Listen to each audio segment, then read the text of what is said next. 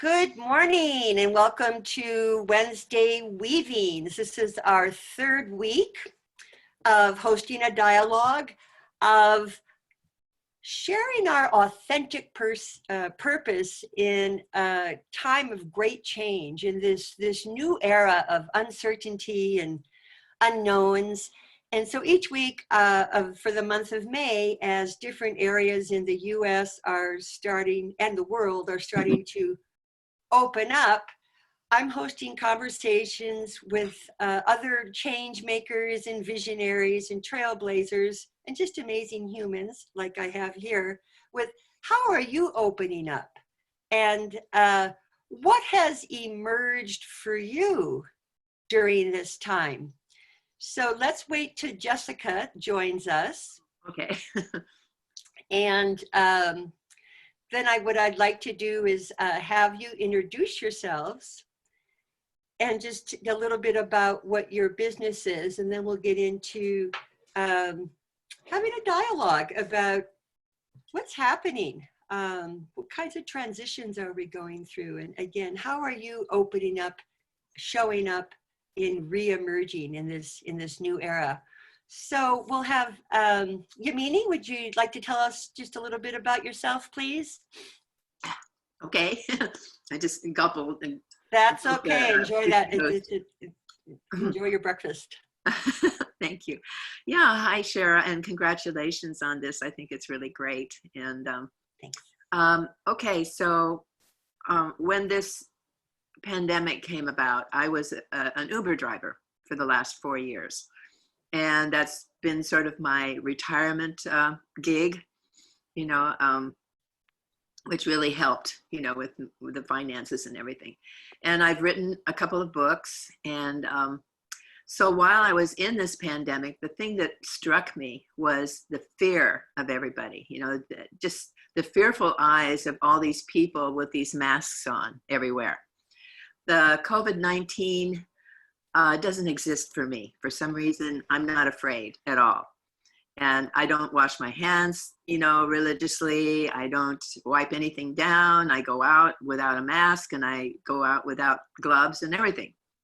And I'm 81 years old and I should be scared, but I'm not. So what has emerged for me is the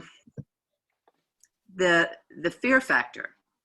And it was so interesting to me. And the fear factor is based on the fear of death, right? I mean, that is the whole basis for fear in this pandemic.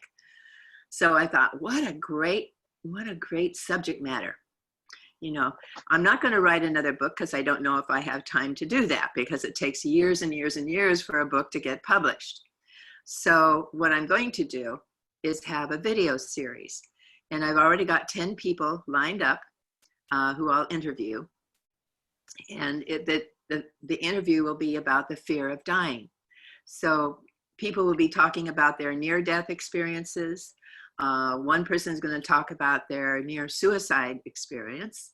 And I was witness to that particular event where he had to be taken to an institution to guard him from doing himself in.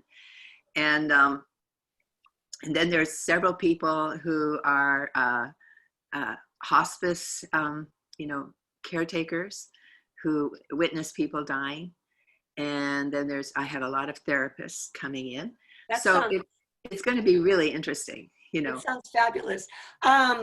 We just had 2 others join us. So I want to presence and welcome Maja. Maja. And is it Maya or Maja? Maja. Hi, Maya, and Jessica, and I'll loop you into where we're at. We're just starting the discussion. Yamini, later on in this conversation, if you are looking for more people to interview, please put in the chat how we could reach out to you and be part of this very important conversation. I agree that particularly in Western cultures, Western belief systems, there seems to be a fear about this very natural process and this very natural transition that all life undergoes. So I'm really happy to hear that what has emerged for you in this era of, some call it the great pause, if we've had that privilege of actually going in and reflecting, if we're not homeschooling and working and having 7 people in a room. Maya and Jessica, where we're at is just introducing ourselves, and the purpose of this call and what I've been doing every Wednesday in May is just to hear what has emerged for people during this period of sheltering in place, and how you're approaching your purpose, your vision, your stand as we reopen and emerge again. Many cities and locations in the US and in the world are starting to open up. So how are we doing that same thing? So Susan was next. Susan, just briefly introduce yourself, your work, and just highlight something that's emerged for you. Great, thank you. My name's Susan, and my work is a compilation of things, because I used to be the youngest people in classes. Now I'm not. Essentially, what I've been told I should say is that I get people out of pain, because I can get really passionate. I am passionate about what I do, and it's a combination of things, but mostly motor sensory cortex. I retrain, and it's nonverbal, people's brain about injury and how to get out of chronic pain or other things. That may not be clear, but I started as a massage therapist in the 80s. So fabulous. And we'll come back to you and see, again, what has emerged, if there's any pivoting taking place. But for now, welcome. I'm happy to have you here. Maja, you're a new face in my virtual world. So please go ahead and introduce yourself and a little bit about what you're doing and what has emerged for you in the last 6 to 8 weeks. Yeah, well, it's wonderful to be here. I had a strong intuitive hit to actually come this morning, and here I am. Sorry I was a little late. I am, the whole coronavirus thing came in the middle of when I'm starting to reinvent myself anyway. And so I didn't have a super clear thing except a project which is not unrelated to the kind of thing Yamini is talking about. I've been interviewing people on different topics, starting with the topic of self-love, and then with the crisis topic came up as, oh, it's time for that one. So I'm starting that series now, and I have a few great referrals for people for Yamini if she wants them. Oh, fabulous. Okay. Yeah. And so in the meantime, also starting a website project to finally get my personal website properly done. So there's the interview series and my website. That's what's going on for me right now. Fabulous, Maja. What is your location, your physical location? I'm in Los Altos, which is just south of Palo Alto. Yeah, in the Bay Area. Fabulous. Well, again, everyone, be sure to put your contact information, websites, whatever it is, in our chat, because that is part of the purpose also too. We want to continue to expand our net and our network and our net worth. Jessica, welcome. Jessica just had a birthday, and I've known Jessica for quite a while, as I have Yamini. We're from some of the same communities. So our conversation today, introduce who you are, your location, what your offering is, but more so, really want to move into this conversation about what is emerging for you, or what has emerged. It's that analogy with the imaginal cells and that process, which I'll share just a little bit later for those that may not be familiar with it. So welcome, Jessica. Hi. Yeah, thanks for doing this. And Well, my life didn't get drastically changed because I'm already living retired, somewhat retired, but I was also stepping into a new period of realizing I like to be busy, and so I'm busy looking at what my next step is. So I see it as I'm choosing to make it into a time that's perfect for me to dive in to get clear about what I want. And I think, and so I'm really busy with that. And I am in Southeast Texas for a little bit longer. And it's for me a very difficult place to be during this time because I don't have friends here. I'm here to take care of some family stuff and was just about to leave when this happened. And all my neighbors fly Trump flags. So it's a place where I don't feel comfortable or easy. And but I started out with all of it, the original shutdown, kind of excited about everybody being on a forced retreat, the whole world. And I actually felt really excited about it. And then I've been in my own ups and downs since then, and my own levels of frustration and whatever. But I keep pulling myself back that for me, I want to hold on to and feel that it's a really powerful time of change on the planet, and that there's all kinds of stories that can pull us all kinds of different ways that get us away from staying centered and focusing on the future. And so I'm doing a lot of internal work focusing on my own future self, the future self of the planet, our country, that I really feel like there's a lot more chaos is going to continue to happen as everyone's arguing about how things should or shouldn't be.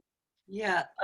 And I'm trying to be really careful to kind of step out of those arguments because they get me out of my own center and really frustrated and trying to make my own points about things, and it just wasn't helping. And so I'm really wanting to call others in also, but where I'm wanting to stay with is focusing on a future that's going to reflect all the changes that are necessary. And you know, if this is what it took to shake up everybody, then great. I want to. Yeah, thank you so much for sharing that. I think we'll go back to a few of those points that you made, particularly for those of us that may be in political landscapes that we're not accustomed to. That also being just, how do we reconcile these different values? And you know, what is our purpose or intention in interacting with others that have a completely different belief system? So that's a topic that if we have time, we will revisit. It's been a big one on my list, and I've done a little bit of sharing about it in the past, just in social media, because there's so much division I've noticed I'm on many Facebook groups, but I've noticed just in a tremendous amount of division and truly a lack of communication skills that would be inviting and connecting, and skills that would encourage dialogue and understanding, because actually that was the original purpose of social media, was to expand conversations into an open source field. So I have a lot of empathy for that. Just how do we hold that space? And I think you hit you made a really good point, Jessica. It's just like, what is true for me?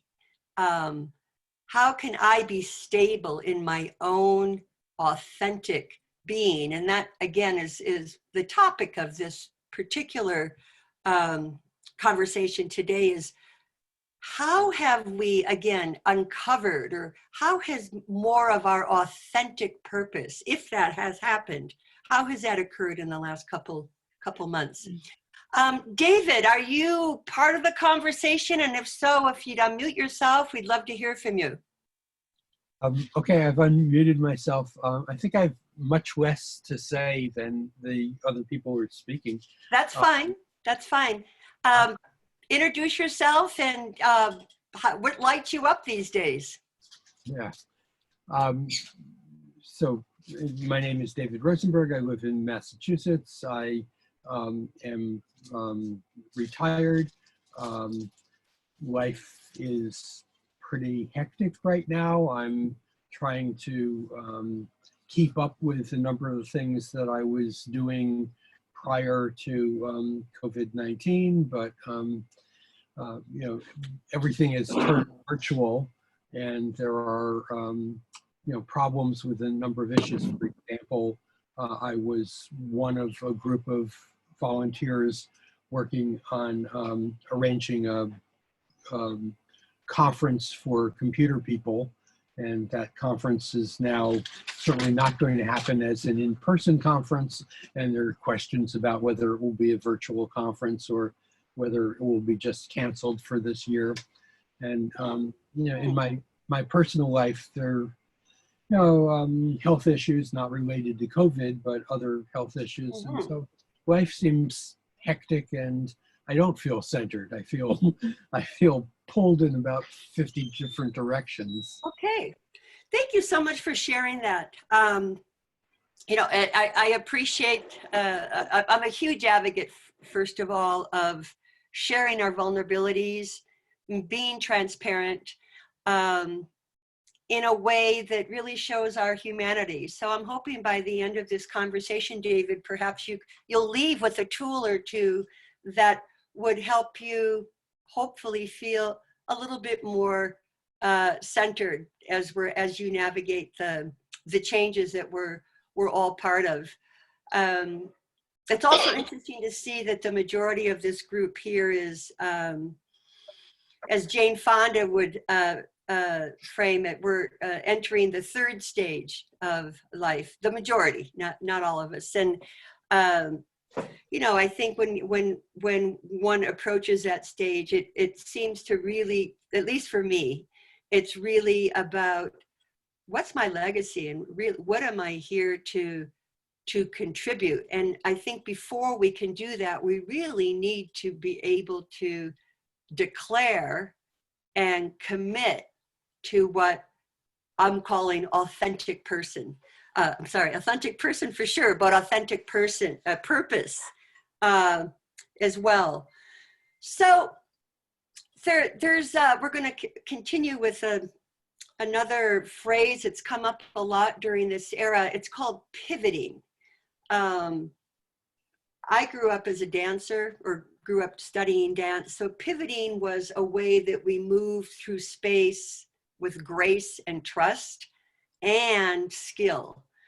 And I'm just curious if, I think I've kind of heard it, but if anybody wants to add a little bit more, how are you, or have you pivoted at all, particularly with respect to your business or your offerings in the world? I've heard about a book that has emerged from Yamini.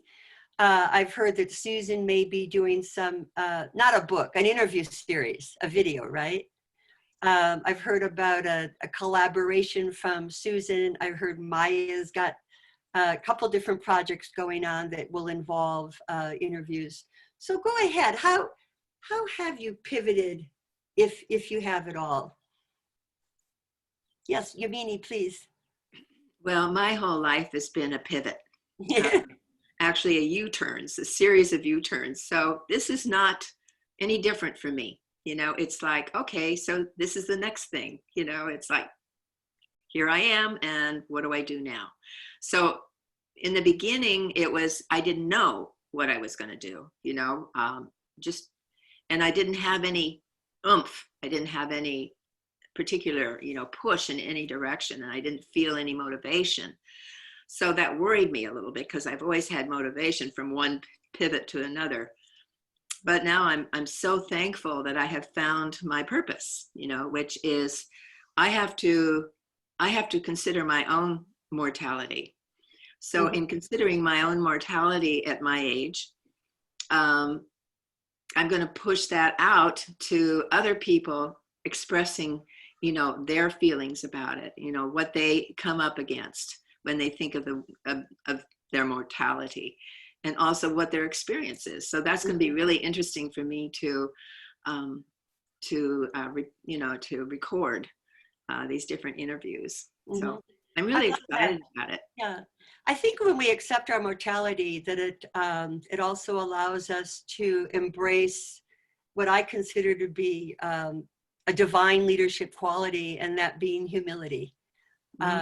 Yes. And the behavior that accompanies that, and that being surrender.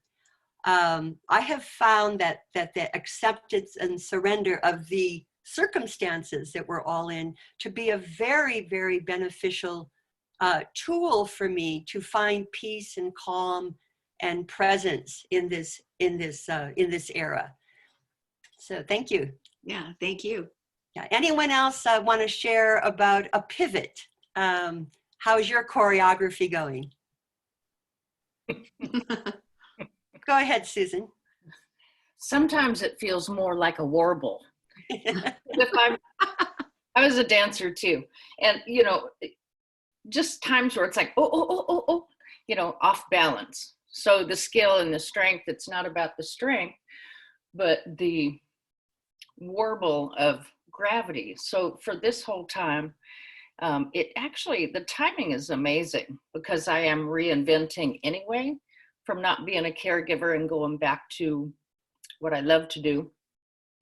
And it's a great time for me to go more intrinsic and notice when I'm out of balance, when it's warbling and not pivoting, if that makes any sense at all. And that absolutely, yeah. Going to the grocery store and seeing people with so much fear and anxiety. Right. It's like, man, you know. Yes.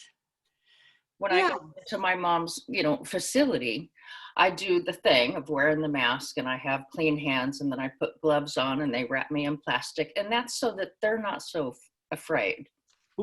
Yeah, absolutely. Well, you're expressing empathy, and I think that's something else that's been very helpful as a collective. If we can show up with empathy, but not let that fear, as you said, penetrate us. Personally, I've also found that it's been very, very necessary and to upgrade and to make more of a commitment to whatever my spiritual practices are, whatever my connection to source is, to make more of a daily commitment to that, to stay in my center. And many people I've spoken to have also said that has been very, very helpful in navigating the shift, in pivoting as we move into this new, it's a new paradigm that I believe is emerging. Did you have anything to share, Jessica, about your pivot? Well, kind of like what Yamini said, I feel like I'm oftentimes pivoting in my life. Right. And I made some decisions about, I really wanted this, yes, I will say this. I really wanted this time to mean something, and I was kind of beating myself up because I wanted to take on something new, and I didn't really as much. I'm loving the Zooms. I took on an art class by Zoom, and you know, I've really been doing things. I've been committing to do a particular meditation every morning. But I did make a really conscious choice. It was a big pivot in my life about setting down, and it's not something new I've done, but really setting down the stories of struggle. And you know, and realizing it's a moment-to-moment choice. And also feeling a lot of gratitude. I mean, for me, it's like part of my pivot also is like constantly reminding myself to have compassion for everybody out there and what they're going through. I mean, you know, it's like, I also don't believe in masks and have my own stories and stuff, but there's a lot of people dying, and there's a lot of pain, real suffering that's really real. And I'm, you know, I'm just constantly wanting to be with them and honor that also. So Thank you so much. What has come up for me too in this era, this pivoting, I got, after about 2 or 3 weeks of just kind of observing what was going on and all the different conversations, something just broke open in me. Number one, I got so in touch with what my values are about inclusivity, connection, contribution, community. I mean, those things just, they exploded in my face where in a good way, where it's like, I need to do something. So, I've started this Zoom group, and I got another group starting, and I created the community resiliency group for this new area that I'm in Sedona, Arizona. And it's growing. I've got 70 people in it, and it's a whole program I've developed. But I realized that for me, and everyone has different values, that ability, and for me, I'm honored that I'm able to do it, that ability to connect people and to make a contribution to my communities has made a huge difference in this navigation for me, and really helped validate and confirm my purpose. So I'm wondering if anyone else has had an experience similar to that in this pivot, as I'm calling it. Maja. Yeah, I have the pivot, because I was already just reinventing myself. It's not so much of a pivot, but just a really clarity. Like when this all started going down, it's like, now is the time for me to step up and serve. How can I do that? Yeah. Yes. So, and yeah. I'm hearing that from a lot of people as well. Those of us that have been on, a personal development path for many years, I typically attract the changemakers, the paradigm shifters, the trailblazers, those that have been on the leading edge. I always say it's never crowded on the leading edge. And I'm hearing that for most of you, that's the case. You've been in transition, and pivots, and adaptability and agility all of your lives. So, so it's interesting that the reinvention is happening for many of us in this chrysalis. David, anything you wanted to add about your pivot? I'm hearing that the challenges about the event. Happy to have a conversation with you offline about the virtual event, and I would encourage you to go forward with it virtually. But anything else you wanted to share about pivoting, or what has awakened within you and how you're moving along with that? I don't have very much to say. I've been involved in local politics. I've been involved in campaigning on some other issues, in particular trying to combat anti-Semitism. I find that now I have a little more time to do letter writing and a little less capability to do anything other than letter writing at this point. Okay. So it's not much of a pivot, but it's, a little refocus perhaps. It sounds like doing your part. Absolutely. Yeah, thank you.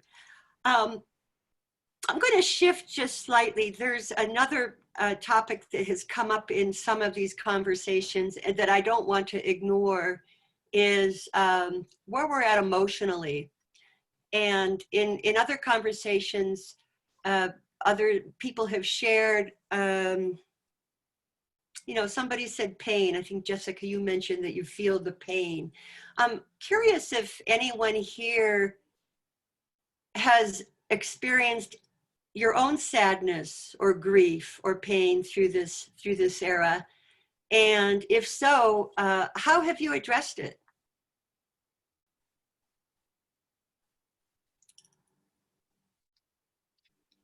Okay, we have happy campers. I was actually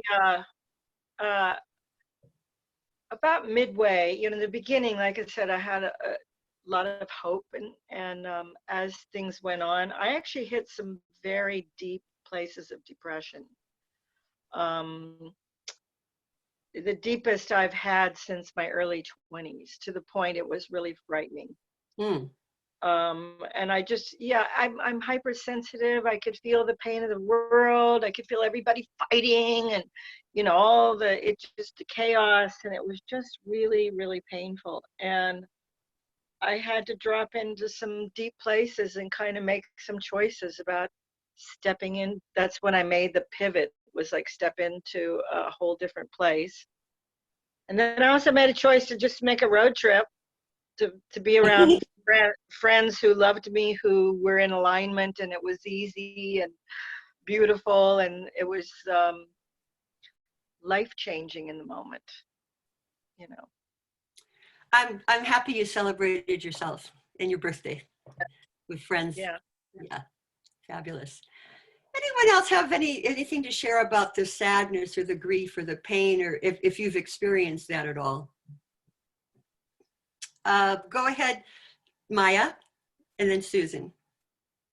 Yeah, so I think that the sadness and grief and all those things have been coming up for me for quite some time, and just meeting those things in myself as they come up. And so I feel like the grief is just beginning, like that we are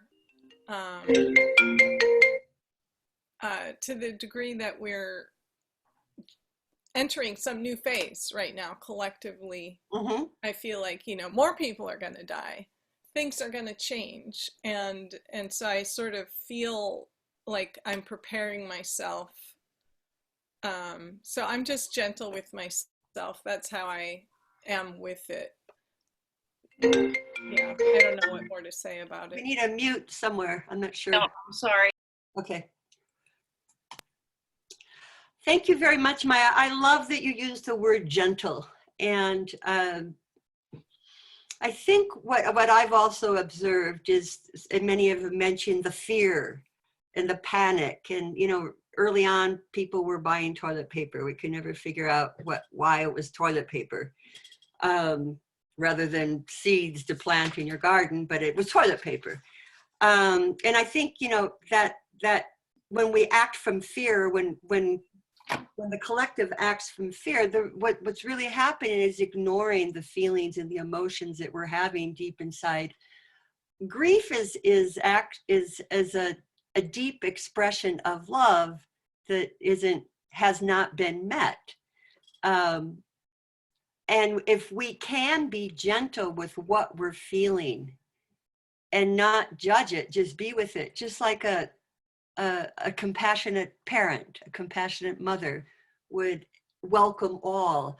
I think that's another strategy for this time of intense change and the roller coaster of emotions and all these different perspectives from others is, be gentle in our communication, be kind in our communication, be kind and gentle in our communication with ourselves. I think that's a very good, I call it a resiliency practice, a personal resiliency practice. So thank you for presencing that. And Susan, and then Yamini, go ahead. Susan, you were going to share something about emotions. Yeah, what's come up? This has been an interesting time because I have allowed myself to feel that which is, like Jessica was saying, 20 years, well, for me, 30 years ago, relative to what it is now. And sometimes I just allow, just like, whoa, I am almost paralyzed with depression. And so how I deal with that is just go, oh, this is what you're going through. And I will just, gentle movement, and go, well, where am I locked down? Oh, the other thing is I haven't smoked cigarettes in years, but oh my word, that addiction has come up like crazy. Not that I have, but I noticed that, it's like, wow, I know everywhere I could go buy smokes.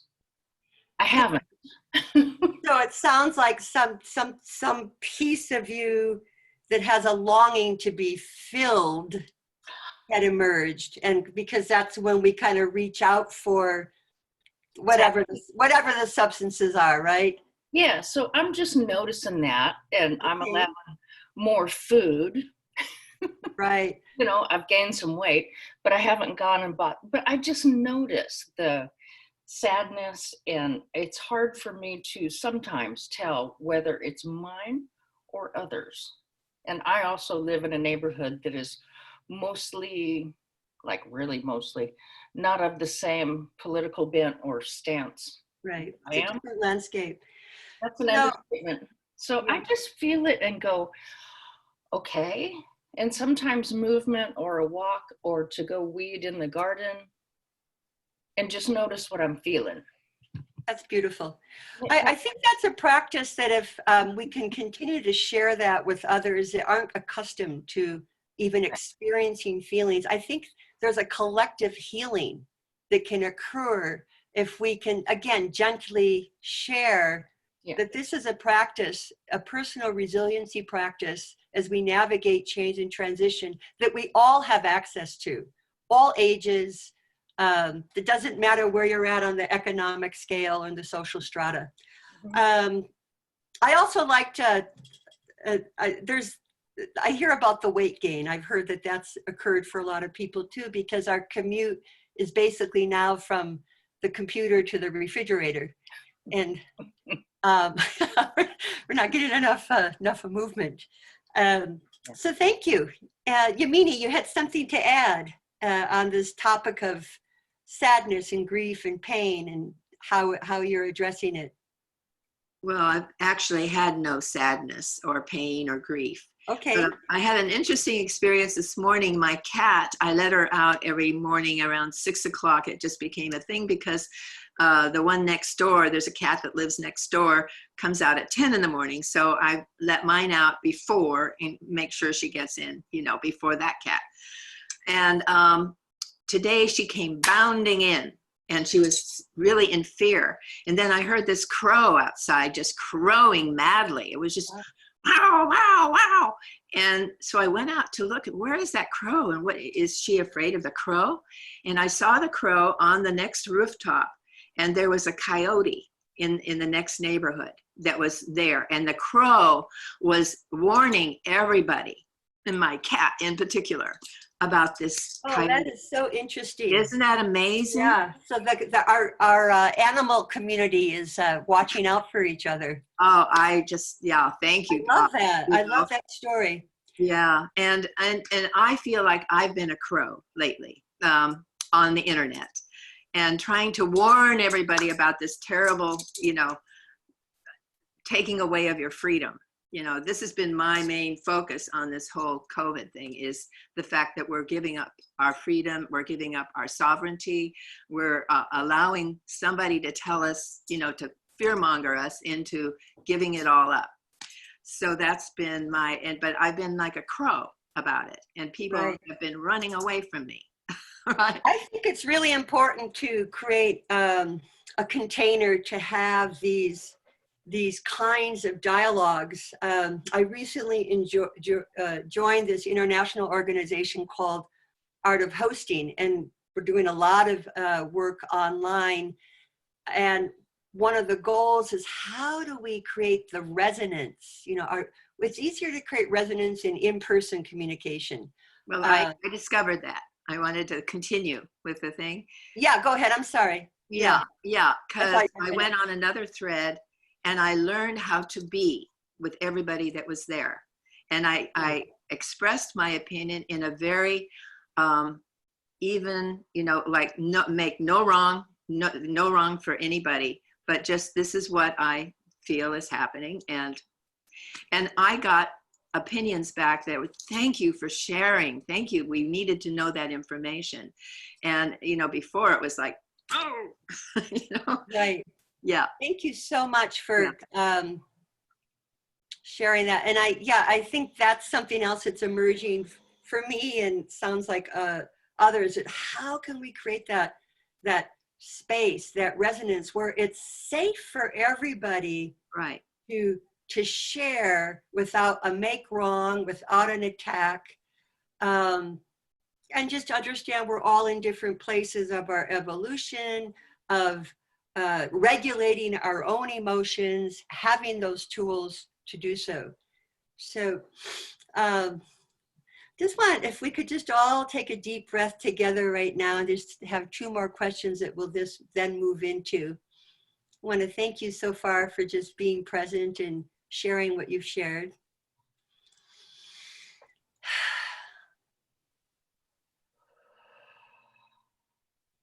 Yeah, we are, I really believe that we are the ones we've been waiting for. And if we stay true to our purpose and our vision, that nothing's impossible.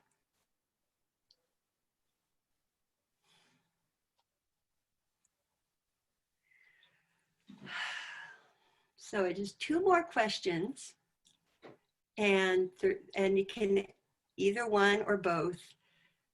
But in this era as well, these last 2 months, what are you celebrating?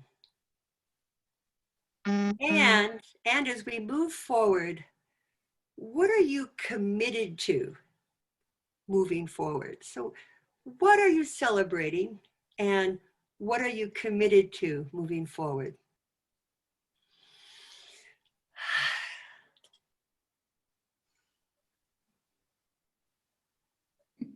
Go, Susan.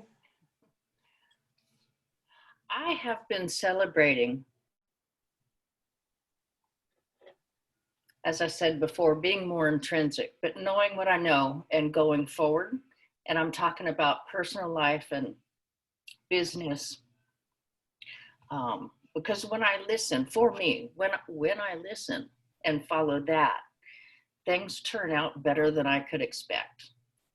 So I'm thrilled about that. So I've been celebrating, time to go, okay, even in the midst of depression and, oh my God, not that I'm afraid of the virus per se, that's not my fear. Mm-hmm. And I'm committed to and excited, actually, because it's brewing my next phase of business, and I love what I do. So I'm really excited about that.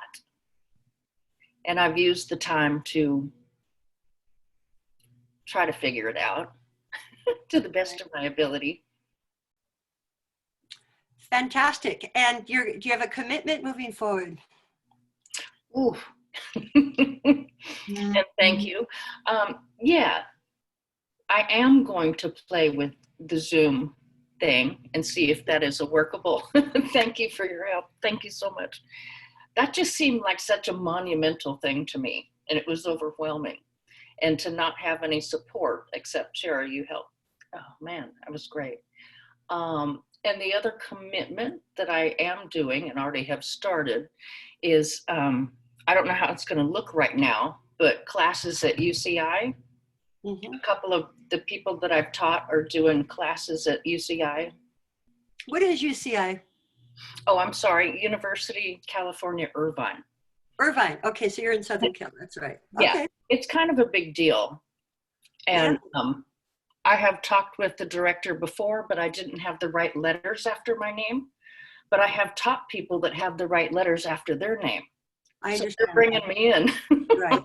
Beautiful. Yes, but that's it's already in practice. But when all this happened, everything went, so. Yes. Well, let's celebrate being intrinsic. Yes. Yay. And let's I'd certainly support you in moving forward in your offerings. Yeah. Thank you. Anyone else? What are you celebrating? Yamini. I'm celebrating. It's a beautiful day today, and I'm going to go for another beautiful walk and connect with nature. And what I'm committed to is impeccability, mindfulness, and compassion. Oh, I love that. May that be so. Beautiful. Yeah, thank you. Yeah, we need so much of that. Anyone else? Yes, Maja. I've been celebrating that the possibilities that have opened up from our collective dissolution of something or other. It's like people's ideas or stances, or like some of it is worse, but also there's a new possibility in our collective moment that I really, really celebrate.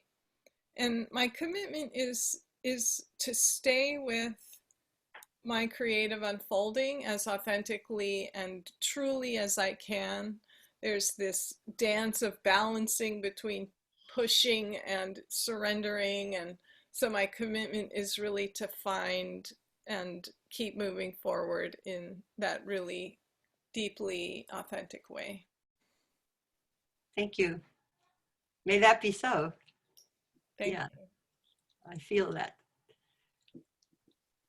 Jessica? And yeah, I am committed to continuing healing for myself and anyone that I touch around me, mostly on focusing on the future and what kind of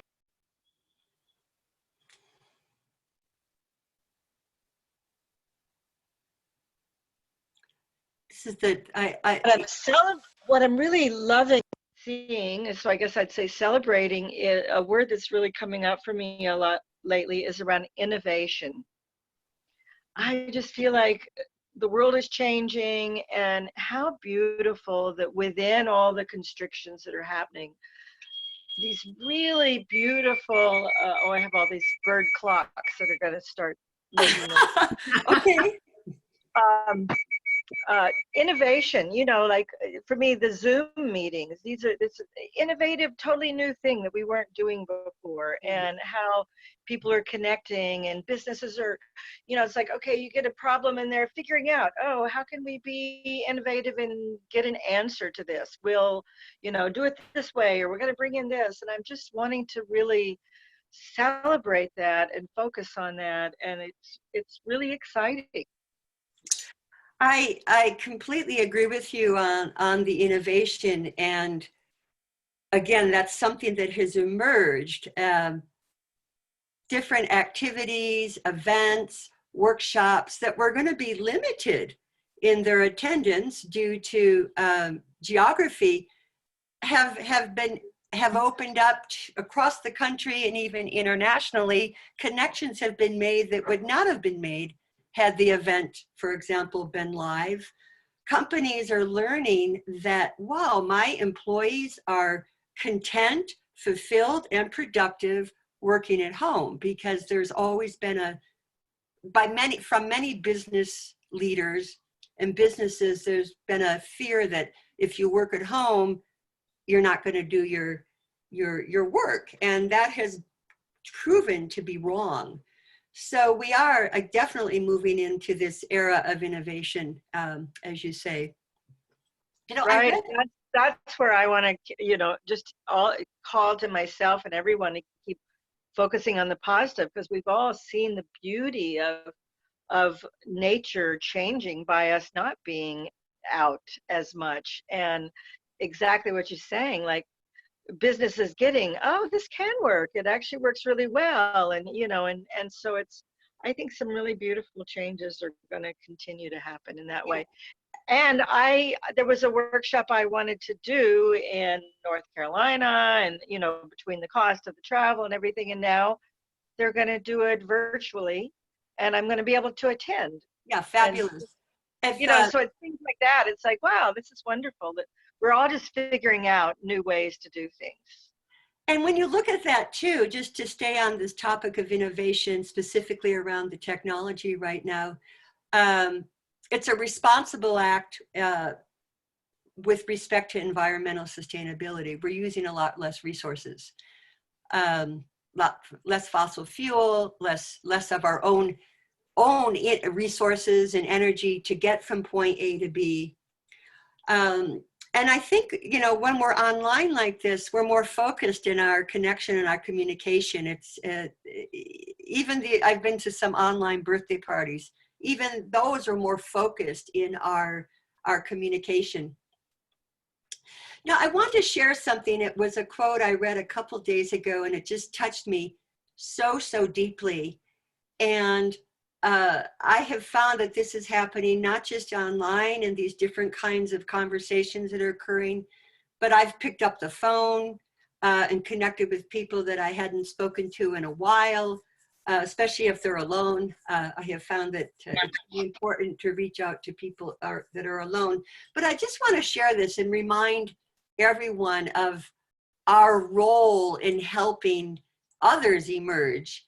And the quote is really simple. It's, when we are listened to, it creates us. It makes us unfold and expand. Ideas actually begin to grow within us and come to life. So if we can give that gift of listening and presence to others, we're allowing a great unfolding to happen collectively. It's it's a garden of humanity unopening with that very simple skill of giving someone the gift of listening. And I think that's so important right now for every conversation that we're engaged in. David, did you have a celebration or a commitment you wanted to share with us before we set off on our day?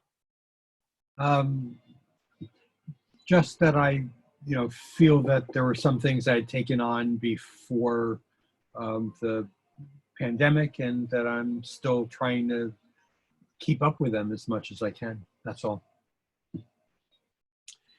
Well, let us know if there's any way we can support you or provide you with resources. Is there anything you need that you don't quite have access to at this point? Probably, but it would probably require divine intervention to provide it. And well, she's with us every day. There's I just wanted to share my celebration and my commitment.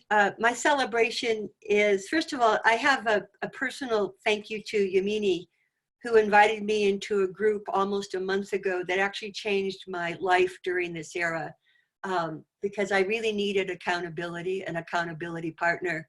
And Yamini invited me into a group that Susan's also part of, that really allowed this conversation that we're having today to emerge, and a few other things that I'm going to share with you. So I'm celebrating that. I feel anchored in my purpose again. I'm celebrating that. I'm celebrating the 21-day mastermind group that I'm starting June 1st, which I think all of you know about if you read my newsletter, and I invite you to join me on that. And I am committed to showing up as the best version of me that I can possibly be. And a big part of that is finally letting go of any energy, any victim energy that's in my field or in my behavior or in my thoughts. And that's where I'm at. And I'm so happy that all of you came here today. This is an experiment for me as a host, and I'm looking at launching a podcast this summer, and I'll reveal that topic a little bit more as we move forward. So, anyone else have anything else they'd like to share? You're a new person, Shera. You're a totally new person from anyone I knew before. So wow. Thank you. Yeah. Well, that's what has emerged from went into the Chrysalis, and here she is. Yeah. I think it's also a reflection of what community does for us. When we have reflection, when we operate in the zone, I'm going to call it the zone of Ubuntu. In Ubuntu, some of you may know, is it's a behavior common to indigenous and tribal cultures, particularly in Southern Africa. I think that's where it emerged, Zimbabwe, if I'm not mistaken. But it's when when people in our tribe or in our community are operating or acting or behaving in a way that is less than who they are, or they've gone out of the, moved away from the ethics or the morals of what's acceptable in the community or tribe. Maybe they stole some candy, I don't know. So they stole some fruit from the market, which is unacceptable. So in an Ubuntu environment, what we do is we all come and we gather together. And rather than create division or separation from this person who moved, didn't do something wrong, it's moved out of the mores or moved out of what's acceptable. We remind that person of who they are as a community.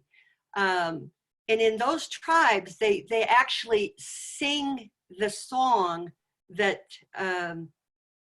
that person was born with. Because when in those cultures, a song is sung when you're born. And that song is sort of the song of your soul. So the community comes together to sing to that person, to remind them of who they are. And I'm committed to being that kind of person and being in communities that do that. We're here to remind